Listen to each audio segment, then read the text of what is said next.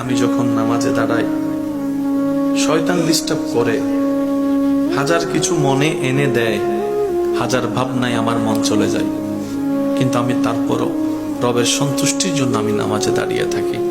অনেক সময় আমার সূরা ভুল হয়ে যায়, আয়াত ভুল হয়ে যায়।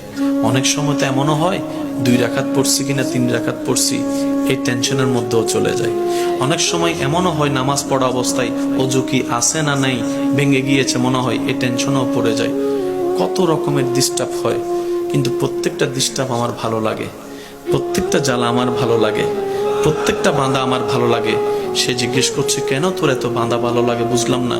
বলে যে প্রেমের মধ্যে বাঁধা নাই সে প্রেম কখনো জমে না, যে প্রেমের মধ্যে কখনো বাঁধা হয় না সে প্রেমের মধ্যে আকর্ষণ বাড়ে না। শয়তান চেষ্টা করে আমাকে বিভিন্ন ভাবে প্রলোভন দেখিয়ে রবের রহমতের দরবার থেকে সরিয়ে রাখতে, আর আমি আমার শক্তি দিয়ে, ঈমানি বল দিয়ে, মহাব্বতের টান দিয়ে আমার সমস্ত কিছুকে পিছনে ফেলে আমি রবের দরবারে দাঁড়িয়ে থাকি, রবের দরবারে দাঁড়িয়ে থাকি। আমাকে শয়তান এমনও পর্যন্ত বলে, এত কিছু চিন্তা করলে এমন ইবাদত কি রব কবুল করবে? কখনোই করবে না, এমন টেনশনে ঢুকাই দিয়েছে।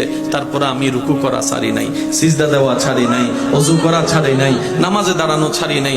ভাইরে ভাই শুন, রবের দরবারে দাঁড়িয়ে অন্তর, ব্রেইনে, মনে, শরীরে এমন শান্তি আমি অনুভব করি যেটা পৃথিবীর কোনো কাজে এই শান্তি নাই, যেটা রবের দরবারে নামাজের মধ্যে শান্তি পাওয়া যায়। সুবহান।